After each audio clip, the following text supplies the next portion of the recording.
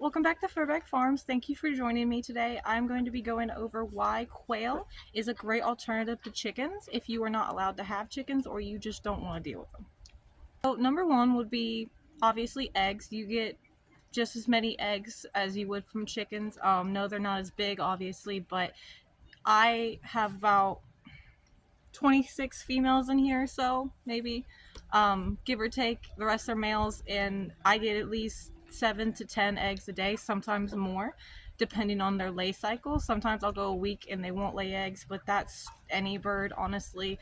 My ducks are the same way. Like, my oldest female is supposed to be laying eggs now, and she's not, and it's kind of annoying. So it's, it's one of those things where you still get plenty of eggs.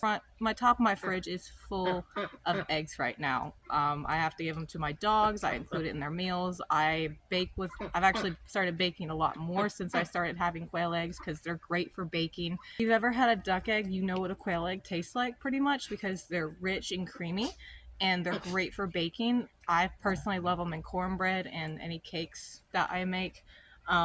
So yeah, they're great for a snack as well. You can pickle them and they're perfect for a little snack. I love them personally, so they're just as good as chicken eggs. An interesting fact about quail eggs as well is apparently one quail egg has more protein in it than one chicken egg. They're very densely packed with protein, so it makes them actually considered a superfood and a delicacy. You can also sell the eggs. I sell my eggs. I sell a dozen for $3 usually. Sometimes it's $4, just depending on how I'm feeling about the price. I don't sell them often because I do use a lot of my eggs. So, I maybe make $50 a month off of them, but extra $50 a month fills up your gas tank, and you can sell them just the same as chicken eggs. So another thing is my quail are great for garbage disposal. They'll eat just about anything, all the way down to the rind. I give them corn after I get done shucking the corn off. For my own meal, I'll give them the rind and they'll eat everything down. Same thing with like watermelon or any type of fruits, vegetables, leftover lettuce, spinach that maybe is starting to go bad in the fridge. You can give that to them. They'll eat it. They're pretty good about being garbage disposals in that way. The biggest thing about quail is I find them very low cost and easy to maintain. If I only still had my quail, I would probably only pay I'd only probably get maybe one bag of feed a month, which is about $30 to $40, depending on where you get it from and what kind of feed you get. And that would be it for their food for the entire month. If I wanted to give them fresh vegetables and fruits, I could do that too.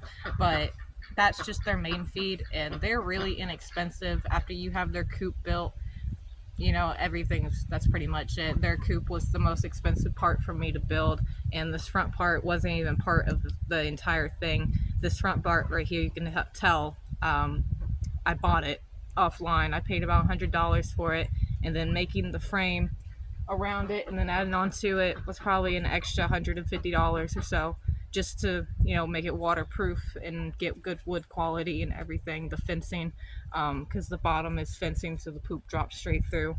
But yeah, they're extremely low cost, low maintenance. The only extra expenses I'd say I have on them is buying play sand. I have a little sandbox for them up here. The top box is a play sand. They love sand. It helps keep them clean. It helps keep them keep mites and fleas and ticks off of them, which they'll eat anyways, but it still helps them, scratch and everything, keep their skin healthy and keep them healthy. They eat it as well, and it helps digestion. It's like a grit in their diet that helps grind up any hard foods, because they clearly, they get bugs in here as well, and any hard bug shells they eat, that helps them grind up any food in their stomach and pass it easier. And another thing I would say is this kind of feel applies to any animals, anything you have addition to your life. It's something to get up to in the morning. I used not to wake up until probably about 1 o'clock in the evening. I was one of those people who slept until about 1 o'clock in the evening, was not productive, stayed up for about 2 hours watching TV and then went to work. I was not healthy, and honestly, I was really depressed. And when I got my quail and my ducks and everything, I get up now at 9 o'clock in the morning and I don't feel tired. It's become a routine, and I get up and I enjoy seeing my animals. They enjoy seeing me, and even my birds will stand at the front of their cage and they will be screaming for me to come give them, you know, like a treat or something. But they recognize me in the morning. I refill their water bowl, I clean out their water bowl from the night before, and it's kind of something to get up to, and it gives you something to do. It gives you something to bond with, and you know, it can help a lot if you're feeling like you're stuck in a rut, you know. So that's just my recommendations for quail. I personally have a great experience with them. Like I said, I still get eggs from them. Um, Good thing about quail as well, another bonus one, is in the winter, as long as you put a light in there, they have a light up in this corner right here, and that stays on for an extra 2 to 3 hours once it gets dark, and that will keep them laying eggs even in the winter time, which I've heard is hard to get ducks and chickens to continue to do.